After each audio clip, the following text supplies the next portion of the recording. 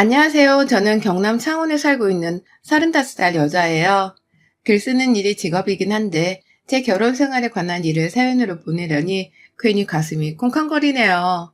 건너 건너 알 사람들은 다 알고 지내는 지방 동네인지라 많은 걸 자세하게 설명을 드릴 수는 없지만 제가 직접 보고 겪었던 저의 결혼 생활 3년간의 일들을 허심탄회하게 이실 짓고 해보려 합니다. 그럼 바로 사연을 시작할게요. 저희 친정은 부산이지만 저는 어릴 적부터 서울에서 학교를 다니고 살았습니다. 친정아빠는 부산에서 사업을 하시는 분이셔서 지역 이동을 전혀 하실 수는 없으셨지만 엄마는 교육률이 조금 넘치는 분이어서 저랑 저희 오빠를 데리고서는 서울로 따로 나와서 사셨어요. 경제적으로 상당히 여유가 있는 집안이고 아빠가 할아버지께 물려받고 관리하던 건물이 부산과 창원에 몇 채가 있었는지라 저는 어릴 적부터 부유한 가정에서 나고 자랐습니다. 그걸 저도 잘 알고 있었고, 그래서 자라면서 경제적인 곳으로는 한 번도 부족함을 느껴본 적이 없었어요. 어디 나가서도 저희 집안 재력이 그리 빠지는 편은 아니었고요. 다만 주변에서 어울려 지내던 친구들이 모두 다 부유한 편이어서 저희 집안의 재력을 굳이 자랑하거나 내세울 일이 전혀 없었고요. 서울에 오고 나서도 제가 사립초등학교에 들어가고 쭉 고등학교까지 특목고로 나온 덕분에 비슷한 환경의 친구들을 많이 만나서 자랑은 할 일이 없었습니다. 제 성격 자체가 그런 걸로 누구 앞에서 돈 자랑을 할 위인도 못 되었고요. 굳이 어떤 마음으로 살았냐고 물으신다면 나는 부족함 없이 사는 편이니까 부모님께 충분히 감사해 하면서 살자는 생각뿐이었던 것 같아요. 그렇게 살다가 대학도 자연스럽게 서울로 진학을 했고요. 대학교 2학년 때였나 잠깐 호주의 한 도시로 교환학생을 간 적이 있었습니다. 그냥 주변의 친구들이 다 한 번은 어학연수를 가길래 저도 가보고 싶다는 생각이 들어서 교환학생을 신청했는데 덜컥 합격을 해버렸더라고요. 그렇게 떠났던 1년간의 교환학생 기간 중에서 다른 학교에서 온 한국 사람들도 많이 만나 교류를 했었고요. 그러다가 제가 결혼을 해서 살게 된 저희 남편을 만났어요. 남편은 당시 스펙에 허우적대며 쫓기듯 어학연수로 온 케이스였고, 그래서 다른 교환학생들과는 달리 잘 어울리지도 않고 늘 공부만 하던 사람이었죠. 경제적으로 여유가 없는 건지 다 같이 어디 식당으로 밥을 먹으러 가거나 캠퍼스 내 카페에서 커피 한 잔을 할 때에도 늘 자리를 피하는 사람이었고, 그래서 저에게는 유독 신경이 쓰이는 남자였습니다. 제 주변에는 그런 식으로 어울림을 피하거나 돈을 아끼는 사람이 별로 없었기 때문에 저로서는 괜히 시선이 갈 수밖에 없었어요. 물론 이런 생각은 당연히 저 혼자 속으로만 했었고요. 그냥 그렇게 지내다가 교환학생을 끝내고는 한국으로 돌아왔습니다. 다른 대학생이었던 남편은 그대로 페이스북 연락처만 알고서는 더 만나지는 못했고요. 그러다가 제가 서울에서 대기업에 취업을 했고 부산 출장을 가게 되면서 남편을 다시 재회하게 되었어요. 그게 결혼하기 딱 2년 전이었는데요. 당시 남편은 학교를 졸업하고 본인 본가가 있던 창원으로 내려와 있다가 부산에서 취업을 하게 돼서는 직장을 다니고 있었더라고요. 각자 미팅을 하다가 해운대 바다 앞에서 지나치듯 마주쳤고 거기서 연락처를 구해서는 연락을 시작했어요. 제가 부산 출장을 하는 동안 저희 친정집에 묵고 있었는데 저녁마다 집에 안 있고 밖에 나가서는 남편을 만났고요. 그렇게 데이트를 시작했다가 장거리 연애를 하던 도중 결혼을 하게 되었습니다. 남편이 창원 가서 같이 살자고 저한테 프로포즈를 해줬거든요. 굳이 회사를 다니며 돈을 벌 이유가 없었고 또 회사를 다니면서 여러 가지 일들로 힘들어하던 중이었던 저는 그게 마치 저를 구원해주는 동아줄인 것만 같아서 기쁜 마음으로 남편의 프로포즈를 받았어요. 그리고 나서 결혼을 하겠다며 창원에 있는 시댁으로 인사를 드리러 갔었습니다. 저야 뭐 바로 옆에 친정이 있는 부산이 있었기 때문에 그리 부담스러운 방문은 아니었고 시댁에 인사를 드리고 난 후 바로 저희 친정에 갈 참이었죠. 그런데 그날 시부모님께서는 여러 가지로 저를 마음에 안 들어 하셨어요. 일단은 제가 고향은 부산이라고 하는데도 서울말을 쓴다는 것에서 불만이 가득이셨고요. 처음 인사하며 대화를 나눌 때부터 근다와 자꾸 서울말을 쓴디 일부러 그러는겨? 라는 식으로 몇 번이고 제 말투를 문제 삼으셨어요. 그 바람에 저는 어릴 적부터 서울에 가서 학교를 다니고 서울 친구들과 쭉 교류를 하면서 서울말이 충분히 익숙해진 상황이었음에도 불구하고 당시 예비 시부모님이나 다름이 없었던 두 분의 눈치를 보면서 고의적으로 사투리를 쓰려고 노력해야 했죠. 하지만 시부모님이 저에게 느끼는 불만은 그뿐만이 아니었어요.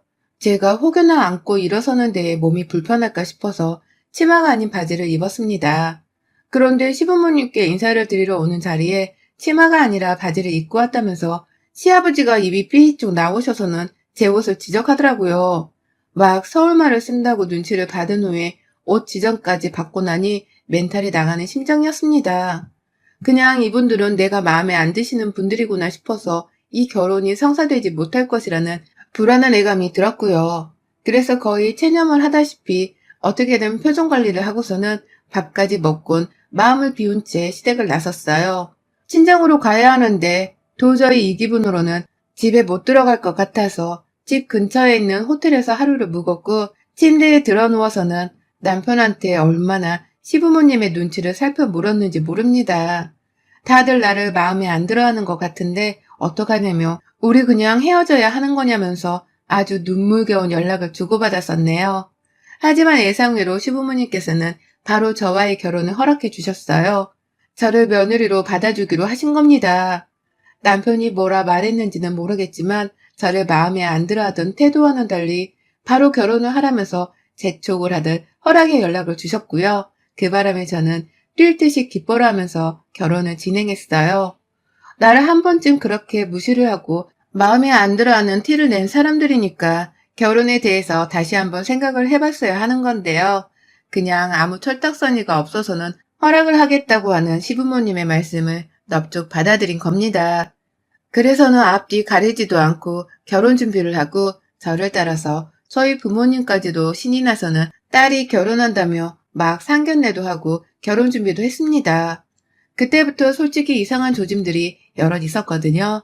상견례는 보통 두 집안의 가운데 지점에서 하거나 식당 가까이에 있는 집안에서 대접을 하거나 한다고 하던데 저희 시부모님께서는 저희 부모님이 창호까지 직접 방문을 하셨음에도 불구하고 식당 예약도 하지를 않으셨고 또 계산도 하지를 않으셨어요.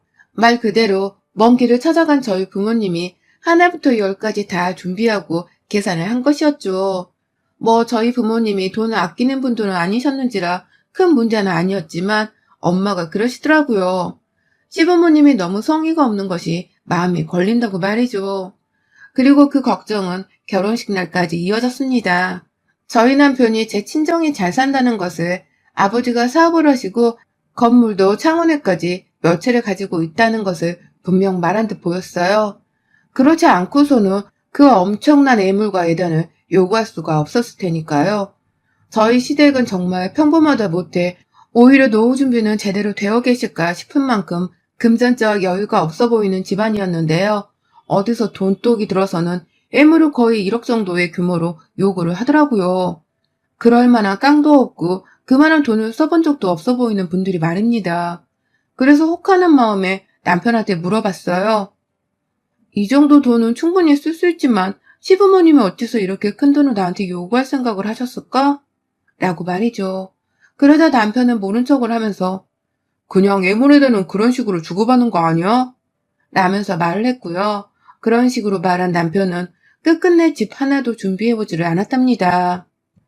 처음에 창원 내에 아주 조그맣고 허름한 아파트 한 채를 신혼집으로 하겠다고 사려고 하는 바람에 그거를 보다 못한 저희 부모님이 그냥 한 채를 사주겠다며 제 명의 앞으로 브랜드 아파트 한 채를 주셨어요. 결국 상견례부터 시작해서 결혼식과 신혼집 그리고 예물 예단까지 저희 부모님이 쓴 돈이 10중에 9였죠.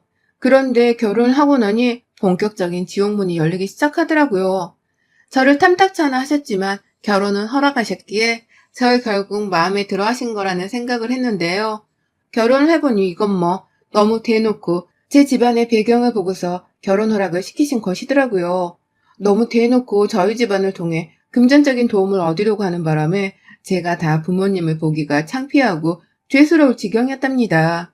일단 저희 시어머니는 그 많은 금액의 예단을 받아가 놓으시고서는 정말 입을 싹 다문 채로 저희 부모님을 한 번 초대도 안 하시고 또 선물 한 번을 사주신 적도 없으시거든요. 거기까지는 제가 모르시기 때문에 그럴 수 있다고 이해를 할 수는 있는데요. 어쩌다가 부산 얘기가 나오면 나도 가까이 살지만 부산은 제대로 놀러 가본 적이 없어. 누가 거기 살면 딱 놀러도 가게 해주고 하면 좋을 텐데. 라는 말을 자주 하셨어요. 우리 부모님이 호텔이나 관광 같은 걸 다 알아서 조율해 주실 거라고 생각을 하고서는 부모님께 말해보라는 말씀도 직접 하기도 하셨죠. 그래서 실제로 저희 부모님이 시부모님을 위해서 직접 부산에 있는 5성급 호텔까지 예약을 해주시고는 실제 부산시티 투어도 잡아서는 여행을 시켜드렸답니다. 단순히 옷을 사고 싶다면서 창원에서 뜬금없이 부산에 가서는 저희 엄마한테 직접 연락을 하신 적도 있었고요. 그렇게 우리 엄마를 백화점으로 불러서는 저희 엄마가 직접 시어머니 쇼핑한 옷을 계산까지 해주기도 하셨어요. 어머님이 카드를 안 들고 왔다는 뻔한 거짓말을 시전하신 바람에 엄마가 속으로 엄청나게 욕을 하면서 대신 계산을 해주셨다고 해요. 차마 사돈한테 돈을 갚으라는 말은 못하겠어서 그냥 선물이라며 그 옷을 다 그냥 공짜로 드렸다고 하고요. 그래도 차라리 시어머니는 시아버지에 비해서 양반이셨습니다. 시어머니는 저한테 최소한 직접적인 욕이나 흉을 보면서 마음을 힘들게 하지는 않으셨으니까요. 하지만 시아버지는 그 정도가 정말 사뭇 다르셨어요. 제가 며느리인 건지 아니면 이 집안에 종년으로 들어온 건지를 모를 만큼의 헷갈리는 태도를 보이시며 저를 업신여기셨죠. 저희 시아버지는 저희 부부가 결혼을 하기 몇 년 전에 이미 다니던 회사에서 조기퇴직 같은 걸 당하시고는 강제적인 백수가 되신 분이셨거든요. 그런데 아버님은 제가 들어온 후부터 마치 돈줄을 쥔 듯이 저를 다루셨어요. 서울말 쓰고 치마를 안 입고 왔다며 상견례 자리 때 저를 업신여기더니 결혼하고 나서는 사투리와 치마에 더욱 환장을 한 채로 저에게 지적을 하셨어요. 내가 서울말 쓰지 말라니까 몇 번을 더 말해야 하냐?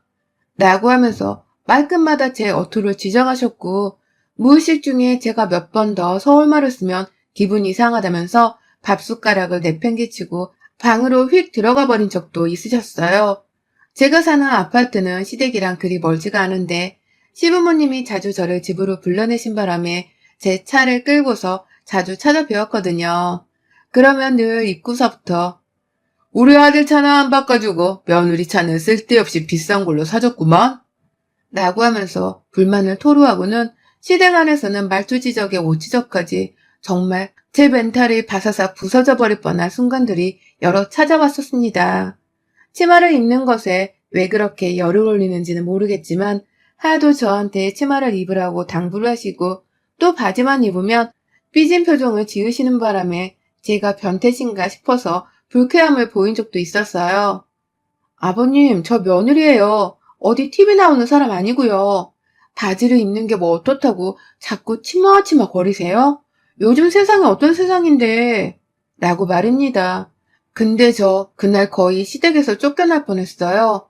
시아버지 말에 대꾸를 했다면서 시아버지뿐만 아니라 옆에서 듣고 있던 시어머니까지 나서서는 저한테 버르장머리가 없다고 쌍욕을 퍼붓는 바람에 제가 눈물 콧물까지 아주 쏙 빼놓고서는 죄송하다고 사과를 드린 후에야 겨우 진정을 시켜드릴 수 있었습니다.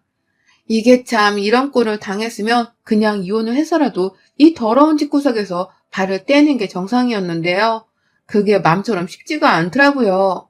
제가 살면서 이런 꼴을 당하는 게 생전 처음이기도 했고 그래서 저는 제가 정말 무언가를 잘못하고 있었기 때문에 시부모님이 이리 동시다발적으로 저를 미워하신다고 생각을 했어요. 제 편이어야 할 남편도 우리 부모님이 그러시는 데는 다 이유가 있지 않을까? 그냥 당신이 맞춰드리면 되는데 노인네들 이겨먹겠다고 이 난리를 키우는 거 아니겠어? 라면서 이게 다 은근히 저 때문이라고 말을 했어요. 그러니 저는 정말로 이 사소한 일들이 다 저 하나 때문에 일어나는 건 줄 알고서 시부모님께 더 잘해드리려고 노력을 했죠. 제가 잘하면 더 이상 싸움이 일어나지 않을지도 모른다고 생각을 했기 때문에 말입니다. 하지만 이런 저의 방관 비슷한 자세는 시부모님을 더욱 기고만장하게 만들었어요. 시어머니의 경우는 부산에 무턱대고 찾아가서 우리 부모님 돈을 쓰거나 빌리려고 하실 때 저희 부모님이 약속이 있다는 핑계를 대면서 충분히 만남을 피하거나 미룰 수가 있었습니다. 엄마도 슬슬 시어머니에 대해서 짜증이 나는 건지 시어머니가 연락이 오면 알아서 먼저 연락을 피하거나 무시를 하면서 최대한 저 없이 만나는 일을 만들지 않으려고 하셨죠. 하지만 그래서였는지 모르겠지만 최근 들어 시댁에 갈 때마다 시부모님이 집에 온 저를 더욱 닥달해대려 하는 게 느껴졌어요. 이를테면 집에 온 제가 그냥 마음에 안 들고 꼴 보기 싫다고 하면서 신경질을 부리는 게 그 예시였죠. 시어머니는 니네 엄마가 요즘 통 내 연락도 안 받고 부산에 가려고 해도 전화를 받지 않으시니 내가 갈 일이 없어. 아이고 심심해 죽을락 한다. 라고 하면서 부산을 못 가는 게 다 우리 엄마 때문이라는 이상한 논리의 말씀을 펼치셨고요. 그러면 시아버지는 가만히 듣고 있다가 돈 세느라 바쁜가 보지. 라고 하면서 은근히 우리 부모님을 비꼬으셨답니다. 돈이 많은 집안이라서 만나기도 힘든 거라며 우리 같은 사람들이랑은 어울리기도 싫은가 보지. 하여튼 있는 것들이 더해. 이래서 사람은 돈만 보고서 들이면 안 되는 건데. 라고도 말씀을 하셨어요. 은연중에 저를 돈만 보고서 이 집안의 며느리로 들였다는 걸 아주 당당하게 저를 혼내듯이 말씀하시더라고요. 그 말을 듣는 저는 내 부모님을 욕하고 있는 시부모님하고서 맞짱이라도 떠야 하는 건가 싶어서 속에서 막 없던 폭력과 폭언에 대한 욕구가 밀려 올라왔습니다. 이혼을 하고 말겠다는 결심을 하면서 매번 겨우 참아 넘겼어요. 오늘은 기필코 이혼 도장을 찍어야지 라는 생각으로 시댁을 빠져나오곤 했는데 늘 실천을 하지는 못했습니다. 내 인생에 이혼이라니 그건 너무 절망적이고 또 수치스러운 것이라 생각을 하고서는 차마 실행을 못한 것이었어요. 그러던 중 이런 바보스러운 저를 제대로 각성시켜주는 일이 일어났습니다. 시댁에서 저를 부르길래 혼자 차를 끌고 찾아갔던 날 시아버지가 또다시 저를 뭐 하나 흠집내고 싶었는지 제 바지를 보자마자 한 소리를 하더라고요. 먼저 시어머니가 저를 보고는 저거 시아버지한테 또 혼이 나갔네 라면서 한숨을 푹 쉬셨고요. 그들을 이어서 바로 시아버지가 나타나서는 아유 며느리란 애가 다리를 훤히 보이긴커녕 허구한 날 바지만 쳐입었사니 볼 재미가 없어 라고 하신 겁니다. 그 말이 너무 충격이었고 이건 뭐 마치 성희롱과도 다름이 없다고 생각을 했습니다. 부부가 쌍으로 이런 소리를 아무렇지 않게 하면서 며느리를 혼내고 있다는 게 너무 실망스러웠고요. 그래서 당장 아버님께 말을 취소해달라고 눈에 쌍심지를 켜고 말했어요. 그 말은 분명 토가 넘으신 것 같으니 사과해주세요. 제가 아버님 아들 와이프지 아버님 첩이 아니잖아요? 무슨 말씀을 그렇게 더럽게 하세요? 다리를 내 보이라니요. 제가 무슨 아버님 기쁨조예요? 라고 말이죠. 그러자 시아버지는 혼자 고상한 척은 다 하면서 노발대발하대요. 내가 언제 니를 기쁨조라 했냐. 젊은 년이 다리를 훤히 안 보이고 다니니 답답해서 한 소리지. 그걸 기쁨조락하면 억하냐? 이게 시아버지 놀려먹을락 하네. 라고 하면서 자기 말을 처음엔 막 부정을 하다가 나중에는 결국 화가 도무지 안 풀렸는지 이실직고하며 소리치더라고요. 우리 집에 몸종으로 들어온 년이 쓰지 말란 서울말을 꾸역꾸역 써대질 않나? 바지는 꾸역꾸역 쳐입고 오질 않나? 에라이 확 세리삐라 뒤져뿌라! 라고 하면서 막 저를 따라 서울말을 쓰려고 하다가 사투리가 나오고 정말 요상한 어투를 쓰며 흥분을 해서는 저한테 확 뒤져버리라는 말을 하셨어요. 그게 경상도에서는 꺼지라는 소리이기도 했는데 저는 그냥 뒤져버리라는 말로밖에 들리질 않았어요. 그러니 저는 정말 그 자리에서 시댁을 나왔습니다. 몸종이라 한 거 제가 다 녹음했습니다. 가만 안 둘 깁니다. 싹 다 고소해 불락합니다. 라고 하면서 저도 홧김에 사투리를 쓰면서 제대로 시아버지랑 시어머니께 고성을 질렀고요. 그 길로 집에 와서는 저희 부모님께 싹 다 일러바쳤어요. 시아버지한테 들은 수치스러운 말들, 시어머니의 시집살이와 언성, 그리고 우리 집을 깔보던 그 말들까지 싹 다요.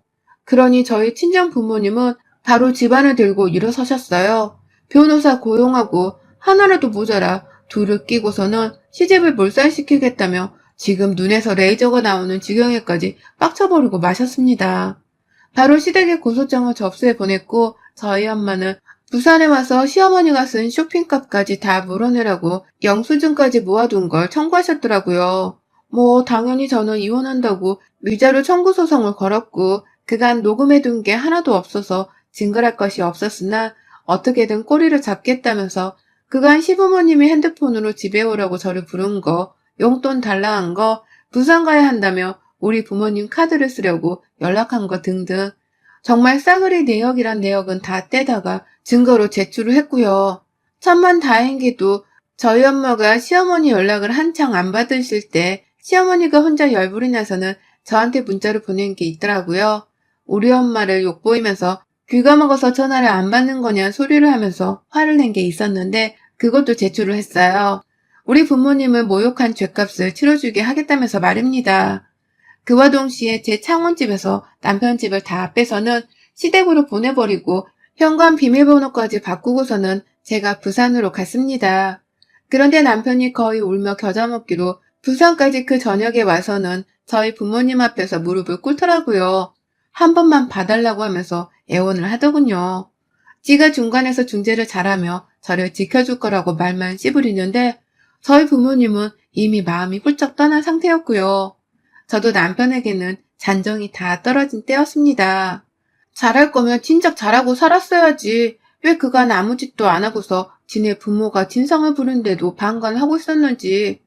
저는 반성이나 하고 살라면서 남편에게 정식으로 이혼을 요구했어요.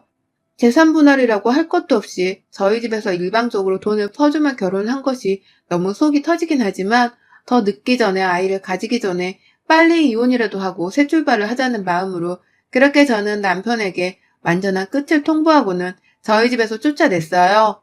아주 영영 제 인생에서 말이죠. 며느리한테 입놀림 함부로 하는 것들, 그리고 그런 부모를 방관하며 내버려두기만 한 남편.